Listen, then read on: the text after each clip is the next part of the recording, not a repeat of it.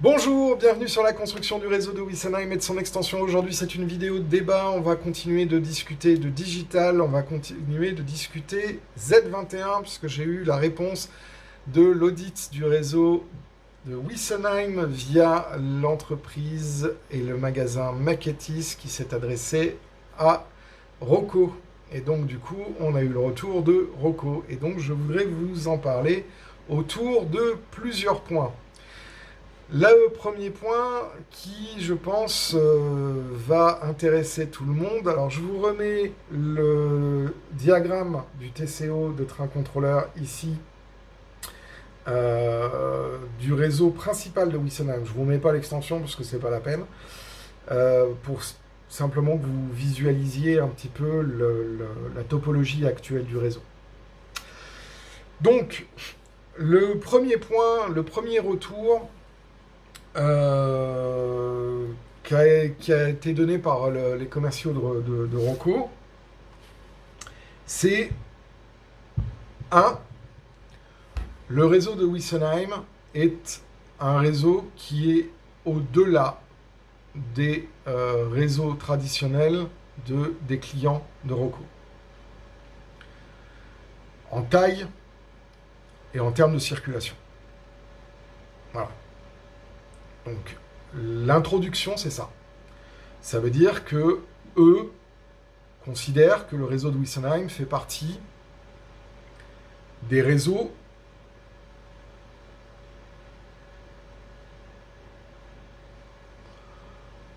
qui représentent moins de 5% de leur clientèle, pour faire simple. Ce qui veut dire que eux, c'est leur disclaimer de départ, ils ne peuvent pas garantir que la topologie Z21 ait la même fiabilité que les réseaux de leurs clients typiques. Donc ça, c'est le premier point. Alors, il y a plein de raisons d'analyse à faire, c'est très intéressant ce qu'ils font. Moi, j'en avais pas conscience, personnellement. Mais effectivement, la configuration telle que moi je leur ai montré classe le réseau de Wessenheim dans effectivement des réseaux avancés et des grands réseaux. Bon, ça c'est le premier point. Donc ça veut dire que déjà, d'entrée de jeu, sur la discussion qu'il y a eu, ils ont mis en place le fait que, contractuellement parlant, ils émettaient des réserves parce que le réseau va au-delà de leur clientèle typique. Et donc du coup, ça allait nécessiter une mise en œuvre technique beaucoup plus poussée que celle auxquels est confrontée la grande majorité de leurs clients. Voilà. Donc moi, ça ne m'étonne pas. Je ne suis pas particulièrement agacé par cette réponse. Je l'attendais. Donc ça, c'est le premier point. Le deuxième point qu'ils m'ont dit, c'est vu la taille du réseau et l'ampleur du réseau, il faut que vous connectiez votre Z21 à votre ordinateur via la liaison Ethernet, donc les ports RJ45, et en TCP/IP avec protocole UDP. Bon, jusque-là, je ne suis pas non plus étonné de ça, parce que la limitation du Wi-Fi, c'est très bien pour piloter une locomotive comme ça, pour faire joujou avec son smartphone ou sa tablette, mais sur une gestion de réseau étendue avec de la MFAO en plus, la gestion Wi-Fi, il y a trop de risques de perte de paquets, de perte de porteuses, enfin bon, bref, c'est pas étonnant.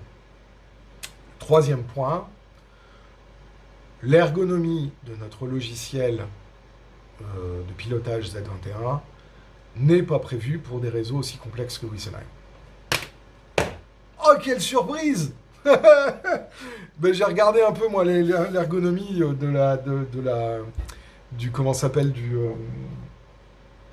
de l'application sur smartphone, je me suis très vite rendu compte qu'effectivement, avec leur logiciel, leur application smartphone, je ne pouvais pas piloter l'intégralité de Witsenheim.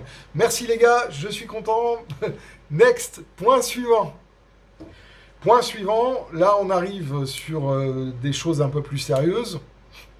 Donc ils m'ont effectivement parlé du câblage et de la notion de ring sur le canal N.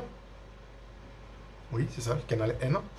Donc c'est-à-dire en fait de faire surtout pas ce que j'avais fait moi avec Lens, mais je vous en avais parlé dans une vidéo, parce que ça c'était un élément qu'ils avaient donné à la base, mais là je concatène tout ce qui a été dit pour que ça fasse une vidéo globale. Hein.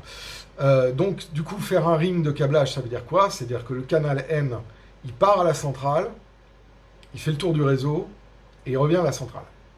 Donc en gros, la centrale, ou le booster, fait partir un bus, un feeder N, en Y, et ça se rejoint. C'est-à-dire en gros de ne pas faire un bus avec une terminaison. Là, ils m'ont dit c'est pas une bonne idée. C'est pas une bonne idée du tout.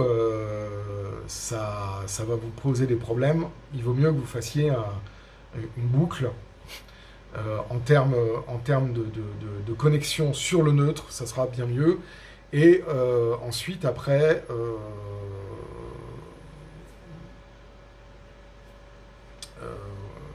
il n'y aura pas en tout cas de problème de retour de masse commune. Ensuite, après, ils m'ont bien confirmé qu'effectivement, le double sectionnement, dans mon cas, c'était pas... Enfin, dans le cas de la topologie Z21, c'était pas ce qui est recommandé. Ensuite, après, ils m'ont dit que la dimension du réseau ne leur posait pas de problème, sur notamment la transmission des informations, mais pour éviter trop de perturbations, il valait mieux que je mette l'ensemble des modules CAN de rétrosignalisation le plus proche les uns des autres. Quelle surprise! Donc en gros, mettez ça dans un rack, comme ça vous n'avez pas trop de distance dans le bus CAN, vous ne créez pas de la latence sur le bus CAN, et le reste, faites bien votre câblage. Merci les gars! Donc ça, pas de grande surprise non plus par rapport à ça. Moi, je m'y attendais. Donc, mettre des patchs et pas des grands câbles. Donc, les patchs, hein, c'est des câbles qui font 20 cm. Donc, entrée, sortie, enfin voilà. Et éventuellement, si on dépasse 10 modules, mettre un module d'amplification CAN. Bon. En réalité, c'est pas véritablement un problème parce que j'ai deux sorties. Enfin, il va y avoir la centrale qui est connectée au booster et le booster qui est connecté au module. Et effectivement, au-delà de 5 modules, il faudra que je mette un amplificateur CAN. Mais pour l'instant, comme je prévois d'équiper que les 5 premiers modules de rétrosignalisation, ça veut dire qu'à terme, il faudra que j'achète un module d'amplification CAN. Ouais, d'accord. Ok. Merci les gars. Ok. Soit. Donc ça, c'est le point important. L'autre point, puisque je ne sais plus où j'en suis dans les numéros, mais c'est pas grave, c'est... ouais, vous savez, nos utilisateurs... Nos clients n'ont pas l'habitude de faire fonctionner plus de 5 trains simultanés sur un réseau. Vous prévoyez d'en faire fonctionner plus de 15, ça risque de bouchonner. Là, je vous la fais courte. Hein. Mais en gros, ce qu'il disait, c'est vous risquez d'avoir des perturbations et des difficultés à transmettre notamment les informations Broadcom à cause des quotas hautes. Parce que effectivement, nous, notre cœur de cible de vente, enfin de clientèle, ne fait pas tourner autant de trains simultanément. Donc effectivement, les retours Railcom pourraient provoquer des latences, des pertes de paquets. D'autant plus que comme vous l'utilisez avec Train Controller, la centrale et Train Controller ont un flux de données très important. Et donc du coup, ça risque potentiellement, peut-être, éventuellement, de poser des problèmes. Et nous, on ne peut pas vous garantir, à ce stade, un fonctionnement optimal de votre réseau dans ces conditions extrêmes. Alors, petite remarque en aparté. Si 15 locomotives sur le réseau qui fonctionnent en permanence, plus quelques appareils, c'est considéré comme une situation extrême par le premier fabricant de centrales DCC, au-dessus, c'est le soleil. Hein. Donc, ouais, d'accord. Donc, après, dans la suite de cette partie-là, il disait, bon, si vous pouvez désactiver Railcom sur les convois qui ne sont pas nécessaires à utiliser Railcom, ça libérera de la bande passante. Ouais. En gros, ce qu'ils nous disent, c'est que Railcom, c'est un truc pour épater la galerie sur un réseau en boucle. Mais alors, dès qu'on commence à arriver sur des trucs, bon, ça m'étonne pas. Enfin, je veux dire, j'en avais déjà parlé dans les vidéos précédentes, donc je suis pas plus étonné que ça. Effectivement.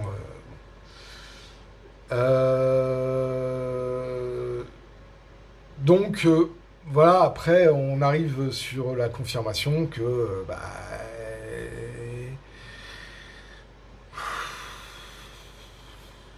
vous avez un grand réseau, monsieur. Ok.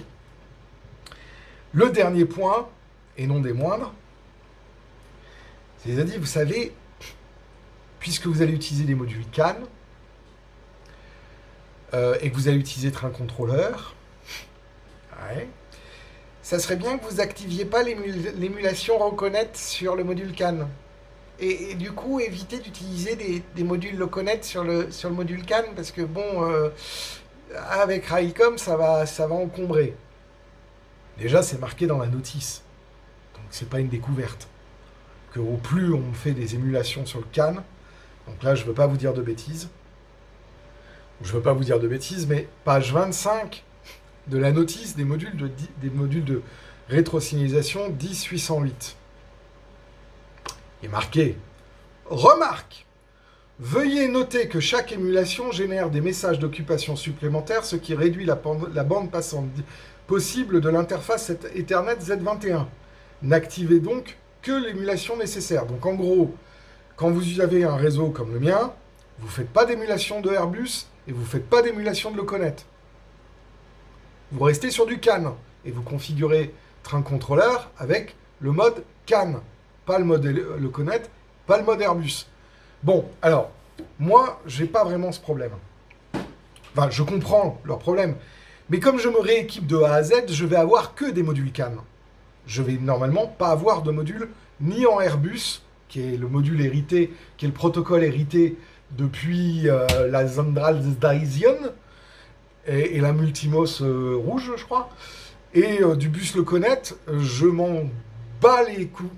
Voilà, vous m'avez compris, parce que c'est une compatibilité avec d'autres systèmes numériques, et que là, en l'occurrence, si je m'équipe intégralement de Rocco, en bus CAN, c'est justement pour pas commencer à avoir la soupe de protocole sur le bus de rétrosignalisation, pour pas avoir d'emmerde.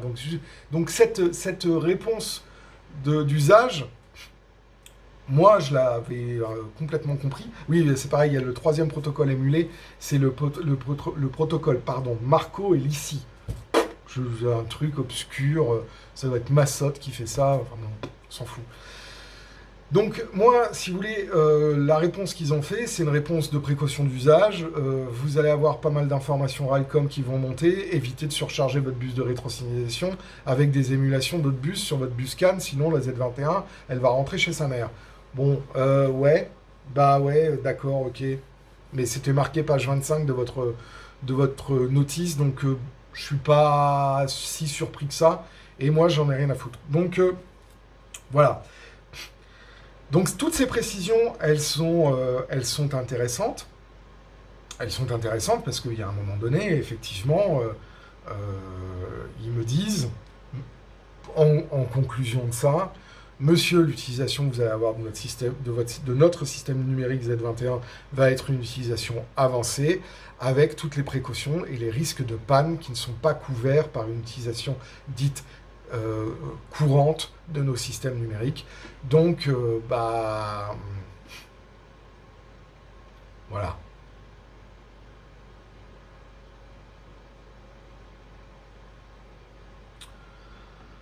Donc moi, ça me confirme pourquoi dans les grands réseaux genre Mini World et Miniature Wonderland, ils ont quasiment pas de circulation manœuvrante qui nécessite des scénarios, etc. Parce qu'en fait, le système numérique est DCC. Voilà. Donc, tout ça pour démystifier un tout petit peu le DCC. Ça marche bien, mais vous enflammez pas trop. Parce que sinon, là, vous êtes dans une utilisation qui est au dehors des spécificités communes des gens, et donc du coup, ça peut ne pas fonctionner de façon optimale. Merci les gars, je vais mettre 2500 balles sur la table. Non, voilà. Alors, je pourrais gueuler et dire que c'est pas sérieux, qu'à un moment donné, c'est du foutage de gueule, une réponse comme ça. En fait, moi, je pense pas ça. Je pense qu'effectivement, on est dans une discipline ultra verrouillée, avec un marché très restreint, et du coup, la R&D, enfin,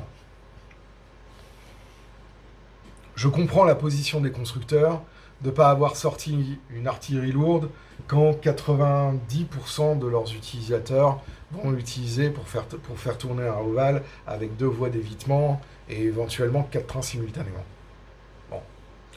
Là où je tirerai beaucoup plus à boulet rouge, c'est sur le service marketing qui nous vend des spécificités techniques qui sont théoriquement vraies, mais dans la pratique inapplicables. C'est surtout vers eux que j'ai envie de leur mettre des taquets. C'est-à-dire, effectivement, vous pouvez piloter 9999 locomotives, et puis vous pouvez piloter 2048 aiguillages. Voilà. Alors que derrière, tu as un système de chatons. Voilà, donc non, voilà, ça c'est l'argument marketing. Donc vraiment, quand vous achetez un système numérique, il faut exactement que vous sachiez à quoi vous en tenir. Quand vous avez plus de 40 cantons, vous êtes considéré comme un système et un réseau miniature dans les 10% des utilisateurs, et par conséquent, vous pouvez avoir les problèmes inhérents au fait que le protocole DCC, actuellement, avec Railcom, actuellement, en gestion MFAO, actuellement, c'est une utilisation avancée, et donc la difficulté que vous pouvez rencontrer n'est pas celle des 90% autres consommateurs et clients du DCC, modélistes, qui n'auront jamais ce problème-là. Et donc, par conséquent, il faut que vous ayez une stratégie de câblage, une stratégie de limiter les goulots d'étranglement au maximum, et avoir une cohérence dans vos équipements pour éviter d'avoir des problèmes de pilotage et de sécurité, en fait, aussi pour vos convois sur les trains. Bon. Donc c'est intéressant, parce que là, on est vraiment sur la réalité, en fait, technique. Ça ne veut pas dire que c'est de la merde, hein. Entendons-nous bien. Ça veut simplement dire qu'on arrive dans des configurations où ce système-là montre ses limites, en fait. Et quand on vient rajouter des couches supplémentaires, on monte d'autant plus les limites. Moi, je ne suis pas étonné, en fait. Hein, vraiment, je vous dis, en analyse de la norme DCC telle qu'elle a été conçue, je ne suis pas étonné. Et en plus, il faut savoir que 90% des utilisateurs n'auront jamais un seul problème. Donc, en fait, c'est le problème que je rencontre, c'est en fait un problème d'avoir voulu un réseau qui soit complexe, en fait. Mais si j'avais eu un réseau tour de pièce avec une double voie et une voie d'évitement et puis un petit dépôt, je n'aurais pas eu ce problème, en fait. Parce que j'aurais eu, allez, on va dire 9 cantons, dans 3, 6, 9, 12 cantons, 24 cantons en pleine voie, plus allez, une dizaine d'autres cantons pour les voies de garage, donc de contact de rétrosignalisation, pardon, pas de cantons. Donc 24 cantons, ça fait 4 trains qui roulent en simultané, plus 3-4 locomotives sur des voies de garage. Pas de problème. DCC, ça marche très bien. Railcom, ça marche très bien. Là, pour ce truc-là, c'est pas la même tisane. Voilà. Donc, il peut y avoir des stratégies qui peuvent être intéressantes à mettre en place, notamment le fait de décorréler l'extension du réseau principal en termes de commandes. Donc, laisser la LZV200 sur l'extension et la Z21 avec son double booster sur le réseau principal. Ça libérerait quand même de la bande passante. Donc ça, c'est une solution intéressante. Avec la liaison entre les deux qui est pilotée par un commutateur, un relais commutateur, qui fait que quand la locomotive est détectée dans le grill, ça commute le pont. Et donc du coup, elle s'arrête à la liaison entre les deux parties du réseau, et puis ensuite c'est l'autre centrale qui vient prendre la locomotive et la gérer dans son coin, et elle est plus gérée par la locomotive principale. Donc du coup ça fait une libération de 4 convois qui circulent de l'autre côté, et ça libère ici. C'est une solution qui est tout à fait envisageable. Ça m'éviterait d'ailleurs d'avoir à décabler tout ce que j'ai fait dans l'extension, parce que je n'ai pas décablé encore. Donc je pense que je vais faire ça. Je pense que je vais faire un système avec la passerelle qui sera une zone morte, commutée manuellement, ou commutée avec un décodeur de fonction. Et donc j'apporte la locomotive depuis l'extension sur train contrôleur. Comme un aiguillage, je viens commuter les deux sources d'alimentation.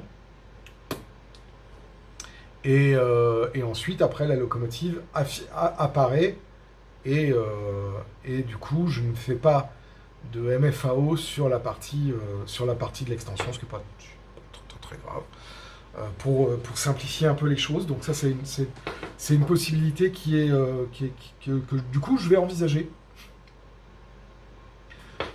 Qui me permettrait du coup d'éviter d'avoir à tout racheter, parce que de toute façon la centrale étant là, voilà,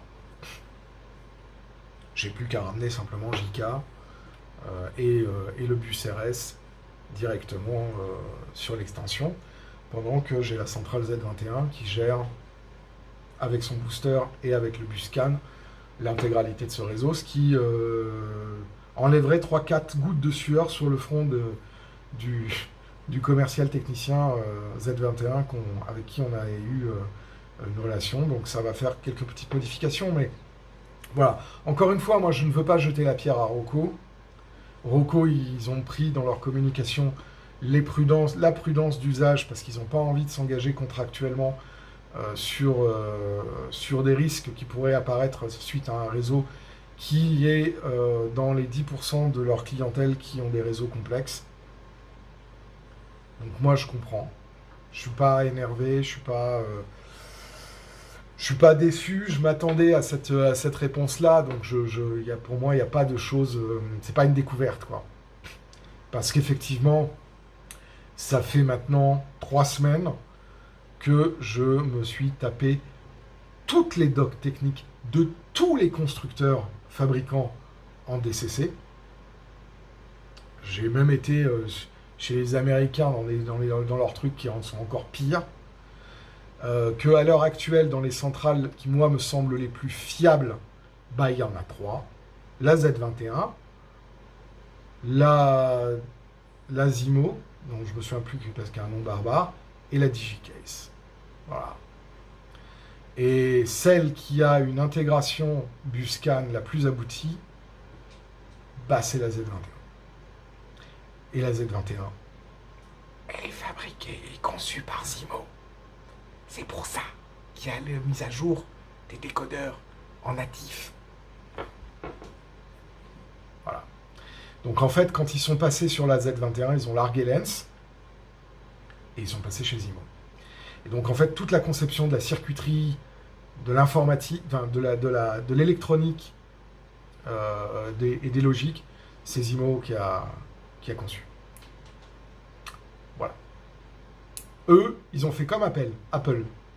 Ils ont fait des jolis designs extérieurs, les applications, mais tout le cœur électronique a été conçu par Zimo. On retrouve le même problème avec Zimo. Hein. On retrouve le même problème avec Digicase. Hein. Moi, j'ai eu la même... parce que du coup, on en a parlé pas mal. Digicase, c'est exactement le même problème. Et encore, ils ont même un problème qui est encore pire, c'est qu'ils fonctionnent avec le bus Loconet. Et le bus Loconet... ou le S88. Alors là... Parce que là, le Z88, c'est encore pire. C'est encore pire. Donc, je vais conclure, parce que ça fait déjà 26 minutes que je parle. Calibrez votre réseau. Et dès que vous dépassez 40 cantons, sachez que vous rentrez dans la zone d'ombre des grands réseaux. 40 cantons. Voilà. En fait, c'est 48. Parce que c'est...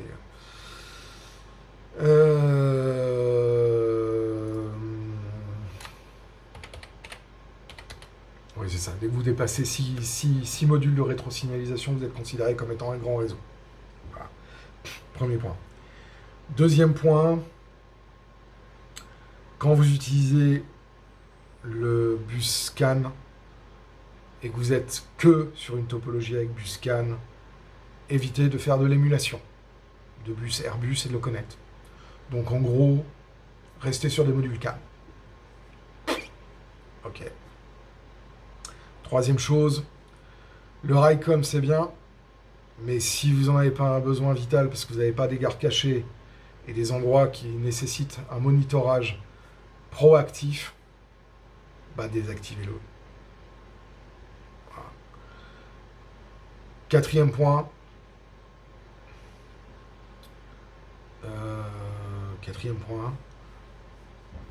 C'est pas la peine de pester sur un fabricant quand il y a un problème de protocole. Voilà. Alors, à quoi on va aboutir avec tout ça?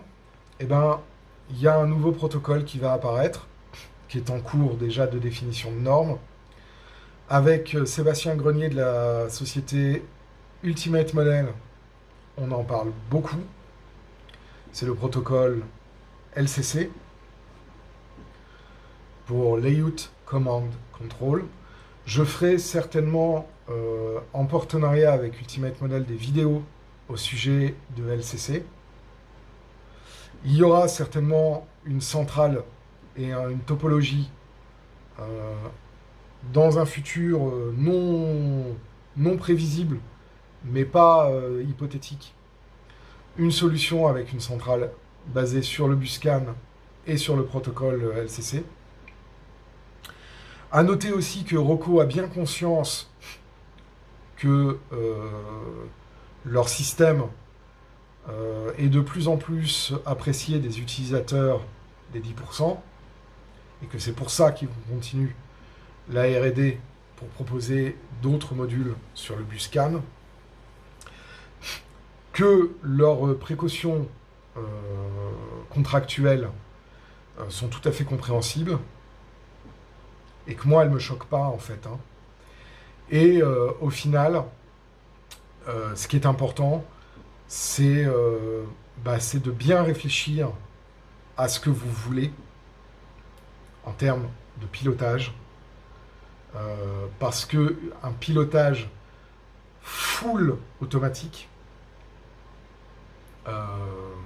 pose des problèmes qui sont des problèmes avancés, et que Rocco sait que c'est techniquement possible, mais ça dépasse le champ du cœur de cible qui a été prévu pour concevoir le système. Voilà. Mais c'est le problème qu'ont les 3 principaux constructeurs que j'ai cités. Donc du coup, voilà.